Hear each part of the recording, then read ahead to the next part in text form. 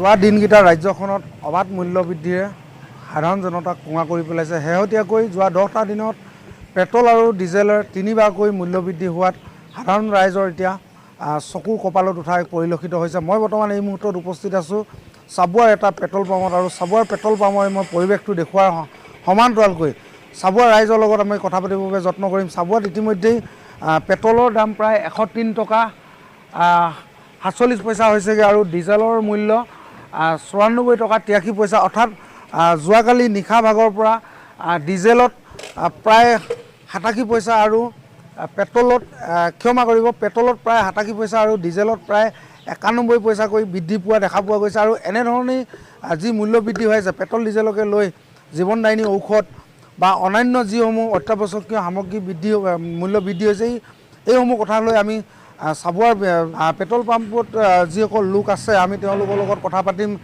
চাবুৱাৰ যিসকল সচেতন লোক বা চাবুৱাৰ যিসকল লোকে এই মুহূৰ্তত পেট্ৰল ডিজেল ভৰাবলৈ আহিছে আমি কথা পাতিম। মই এগৰাকী আছোঁ নিজৰ বাহন এই মুহূৰ্তত তেওঁ বাহনত হয়তো তেল ভৰাবলৈ আহিছে। কি ক'ব ৰাজ্যখনত 10টা দিনত 3বাৰকৈ পেট্ৰল ডিজেলৰ দাম বৃদ্ধি পাইছে, কি ক'ব? হয়, নিশ্চিতভাৱে এই কেন্দ্ৰীয় চৰকাৰ তথা অসম চৰকাৰে জনসাধাৰণৰ ওপৰত যি মাধমাৰ সোধাইছে পেট্ৰল ডিজেলৰ লগতে অত্যাৱশ্যকীয় সামগ্ৰী জীৱনদায়িনী সামগ্ৰী যি অবাধ মূল্য বৃদ্ধি হৈছে, মূল্য বৃদ্ধিয়ে জনসাধাৰণক যথেষ্ট মাধমাৰ সোধাইছে।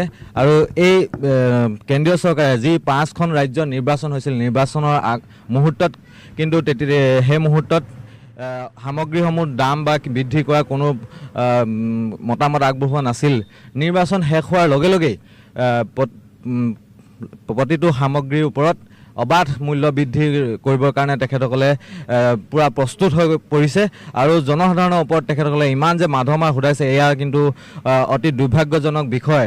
আজি আপোনালোকে চাব অসম চৰকাৰ যেতিয়া গঠন হ'ল, ৰাইজে সংখ্যাগৰিষ্ঠতা প্ৰদান কৰি অসম চৰকাৰৰ জনপ্ৰতিনিধিসকলক প্ৰেৰণ কৰিলে বিধানসভালৈ প্ৰেৰণ কৰাৰ পিছতে চৰকাৰ গঠন কৰাৰ লগে লগেই যে প্ৰতিটো সামগ্ৰী অত্যাৱশ্যকীয় সামগ্ৰীৰ লগতে পেট্ৰল ডিজেলৰ লগতে জীৱনদায়িনী সামগ্ৰীসমূহৰ মূল্য বৃদ্ধি হ'ল।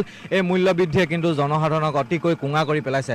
আমি এটা কথা আহ্বান জনাইছোঁ চৰকাৰক, অতি শীঘ্ৰে তেখেতসকলে এই সামগ্ৰীসমূহৰ দামসমূহ হ্ৰাস কৰিবৰ কাৰণে আমি দাবী জনাইছোঁ। নহ'লে এই সামগ্ৰীসমূহৰ যদি দাম হ্ৰাস নকৰে তেতিয়াহ'লে অসমৰ জনগণে কিন্তু লগত আকৌ কথা পাতিম। আপুনি অকণমান ৰৈ দিব, বেয়া নাপায় যদি। মই এখন যাত্ৰীবাহী বাছ আহিছে, মই বাছখনৰ ভিতৰলৈ মই যাবৰ বাবে যত্ন কৰিম আৰু মই ইয়াৰ যাত্ৰীসকলৰ লগত কিছু কথা পাতিম। ক'ৰ পৰা আহিছে আপুনি? মই ডিব্ৰুগড়ৰ পৰা আহিছোঁ। ডিব্ৰুগড়ৰ পৰা। ইতিমধ্যে ৰাজ্যখনত 3বাৰকৈ পেট্ৰল ডিজেলৰ মূল্য বৃদ্ধি হৈছে। কি ক'ব এজন সাধাৰণ নাগৰিক হিচাপে? বাছৰ ভাড়াও হয়তো ইয়াৰ পাছত বৃদ্ধি পাব চাগে হয়তো। হয়, বাঢ়িব। চৰকাৰখনলৈ কিবা আহ্বান থাকিব নেকি?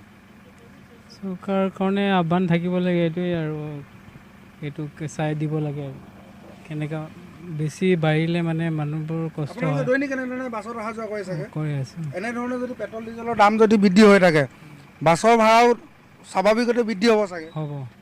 হ'ব এইটো হৈয়ে আছে আৰু আস্তে আস্তে বেলেগ বস্তুৰ দামকেইটাও বাঢ়ি আছে, তো প্ৰব্লেম হয় নৰ্মেল মানুহকেইটাৰ অহা যোৱাৰ কাৰণে, বস্তু কিনিবৰ কাৰণে চব ফালে প্ৰব্লেম হয়। তো চৰকাৰৰ এইটোৱে আহ্বান থাকিব আৰু মানে পৰিৱৰ্তনো হ'ব লাগে আৰু চব বস্তু হ'ব লাগে আৰু মানে এইটো চাব লাগে কি দামকেইটা নৰ্মেল মানুহকেইটা ল'ব পাৰে তেনেকুৱা।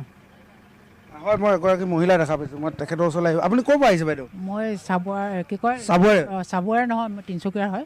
হয় হয়, ইয়াত ক'লৈ আহিছিলে? মই স্কুলতে কৰোঁ। আমাৰ আজি মিটিং আছিলে, কেন্দ্ৰৰ মিটিং। হয় হয়। কি ক'ব?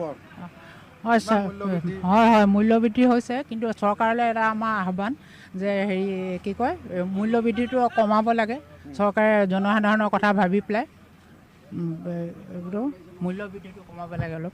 এতিয়া এনেধৰণেই সাধাৰণ ৰাইজে আচলতে মত প্ৰকাশ কৰিছে। আচলতে যিকোনো এনেধৰণে যি অস্বাভাৱিক পেট্ৰল ডিজেলৰেই নহয়, আচলতে যি দৈনন্দিন যি ব্যৱহৃত যিসমূহ অত্যাৱশ্যকীয় সামগ্ৰী আটাইবিলাক বস্তুৰ মূল্য বৃদ্ধি হোৱাক লৈ আচলতে সাধাৰণ ৰাইজৰ অসুবিধাৰ সৃষ্টি। মই চালকগৰাকীৰ লগত মই অকণমান কথা পাতিম।